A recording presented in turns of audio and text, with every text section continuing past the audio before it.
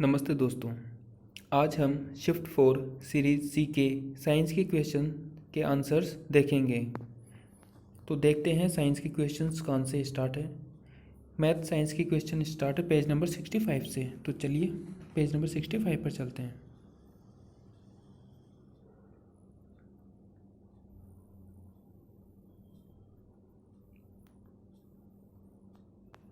Page number 65।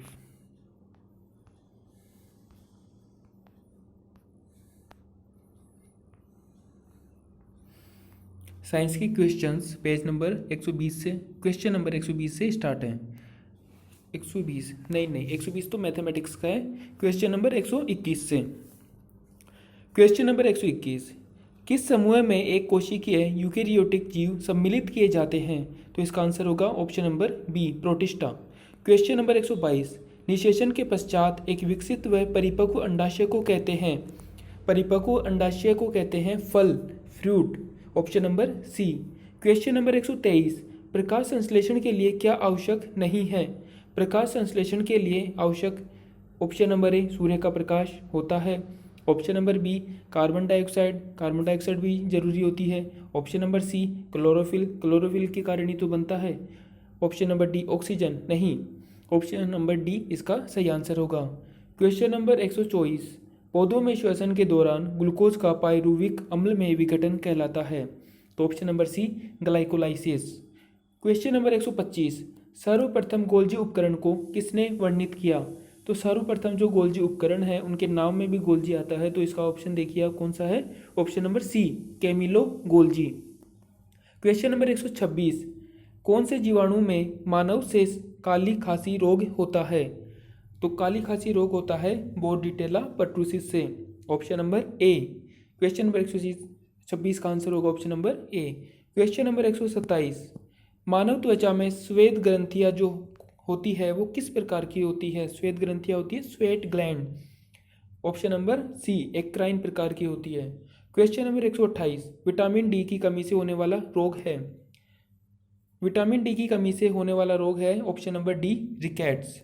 Question number 129, कौन से प्राणी में मुकुलन द्वारा अलैंगिक जनन होता है? तो ऑप्शन नंबर बी है, हाइड्रा। हाइड्रा के अंदर मुकुलन द्वारा जनन होता है और वो होता है अलैंगिक, लैंगिक नहीं होता। क्वेश्चन नंबर 130, कौन सा हार्मोन अंडाशय में अंडाणु के परिपक्वन को नियंत्रित करता है? तो इसका आंसर होगा option number A, FSH। Question number 131, यौन संचारित रोग का उदाहरण है? टीबी नहीं, बी, कैंसर नहीं। ऑप्शन नंबर डी, न्यूमोनिया नहीं। Option number C, gonorrhoea. Option number C इसका सही आंसर होगा। क्वेश्चन नंबर 132, खरीफ की फसल का उदाहरण है? खरीफ की फसल का उदाहरण होता है मक्का, बाजरा, ये सब।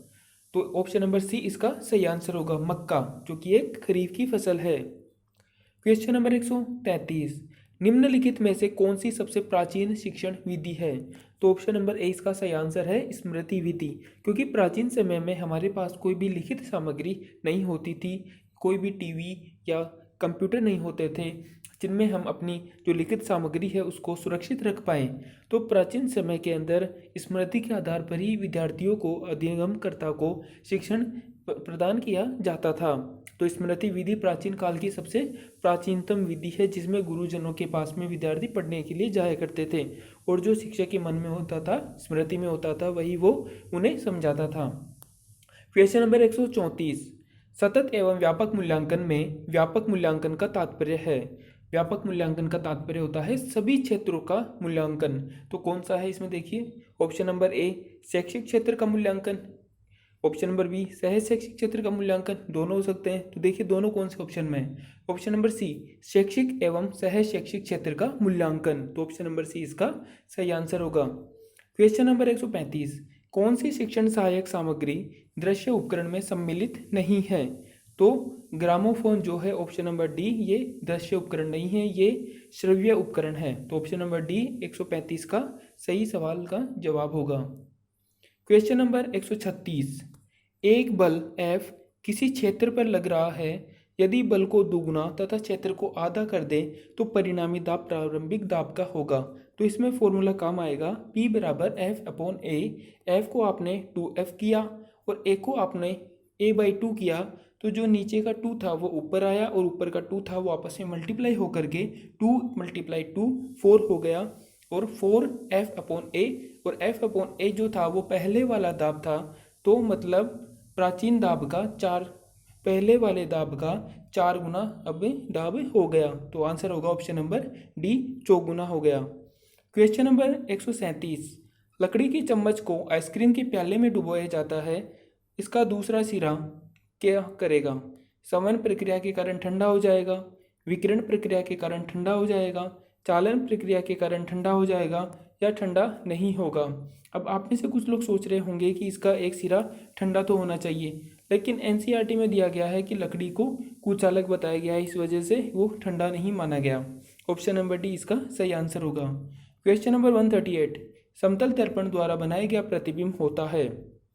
समतल दर्पण पर जो प्रतिबिंब बनाया जाता है व्यक्ति का या किसी भी वस्तु का, वो वस्तु के आकार का होता है, दर्पण के पीछे की तरफ बनता है और आभासी होता है, क्योंकि दर्पण के पीछे बनने वाले सभी इमेज आभासी होते हैं, दर्पण के आगे बनने वाले प्रतिबिंब वास्तविक होते हैं। तो ऑप्शन नंबर बी इसका सही आंसर होगा, आभासी, दर्पण के पीछे तथा बिंब के साइज के बराबर। क्वेश्चन नंबर 139, स्वस्थ मनुष्य के लिए श्रव्यता सीमा होती है, जो लिमिट ऑफ ऑडिबिलिटी होती है वो कितनी होती है हेल्दी ह्यूमन के लिए? तो हेल्दी ह्यूमन के लिए होती है 20 हर्ट्ज से लेके 20,000 हर्ट्ज तक। तो ऑप्शन नंबर सी इसका सही आंसर होगा। क्वेश्चन नंबर 140, एलईडी का पूरा नाम क्या होता है? तो आप एक बार इंग्लिश में देखिए ऑप्शन नंबर डी को, लाइट एमिटिंग डायोड। तो जो लाइट एमिटिंग डायोड होता है वही इसका पूरा फुल फॉर्म होता है। अब आप इसको हिंदी में देखिए, प्रकाश उत्सर्जक डायोड। इस प्रकार के क्वेश्चंस को जब आपको इंग्लिश में जब एब्रीविएशन दिया गया हो छोटा सा, उसको इंग्लिश में देखिए। इंग्लिश में जब आपको पता चलेगा, कई बार क्या होता है कि हमें आंसर नहीं आता, लेकिन जब हम इंग्लिश में स्पेलिंग्स को देखते हैं, उनके अर्थ को देखते हैं, तो हमें पता चल जाता है। तो ऑप्शन नंबर डी इसका सही आंसर होगा। क्वेश्चन नंबर 141, विद्युत सेल परिवर्तित करता है। जो विद्युत सेल होता है वो क्या करता है? कौन सी ऊर्जा को कौन सी ऊर्जा में परिवर्तित करता है? तो जो विद्युत सेल होता है वो रासायनिक ऊर्जा को विद्युत ऊर्जा में चेंज करता है। तो ऑप्शन नंबर सी में ऐसा दिया गया है कि रासायनिक ऊर्जा को विद्युत ऊर्जा में परिवर्तित करता है, इसलिए option number C question number 141 का सही आंसर होगा। क्वेश्चन नंबर 142, सूर्य से दूरी के अनुसार ग्रहों का क्रम है। सूर्य से जब हम दूरी के दूर जाते हैं तो कौन सा ग्रह पहले आता है, फिर बाद में, फिर बाद में, फिर बाद में, इस क्रम में हमें जमाना है। तो सूर्य के सबसे पास में होता है बुध, उसके बाद होता है शुक्र, उसके बाद होता है पृथ्वी, उसके बाद होता है मंगल। तो ऑप्शन नंबर सी इसका सही आंसर होगा।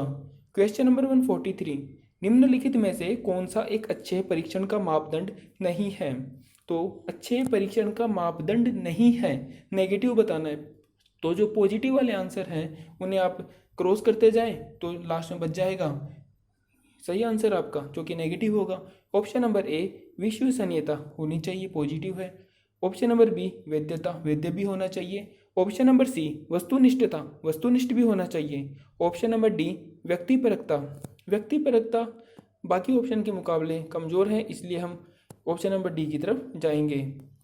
क्वेश्चन नंबर 144, चावल की सूखी डंडियों से चावल के पृथक्करण में प्रयुक्त प्रक्रम है। इसमें दो ऑप्शन हो सकते हैं, ऑप्शन नंबर सी विनोइंग या निष्पावन, या ऑप्शन नंबर बी थ्रेसिंग, या हिंदी में भी थ्रेसिंग है तो थ्रेसिंग, लेकिन थ्रेसिंग की ओर ज़्यादा जाएंगे हम, क्योंकि वो चावल को निकालने के बाद किया जाता है, जबकि थ्रेसिंग चावल को फसल में से निकालने को थ्रेसिंग बोला जाता है। ऑप्शन नंबर बी इसका सही आंसर होगा क्वेश्चन नंबर 144 का। आ जाइए क्वेश्चन नंबर 145 की तरफ। क्वेश्चन नंबर 145, समुद्री जल से साधारण नमक बनाने के प्रक्रम में प्रयुक्त एक पद है, तो इसका सीधा सीधा आंसर होगा ऑप्शन नंबर सी वाष्पन।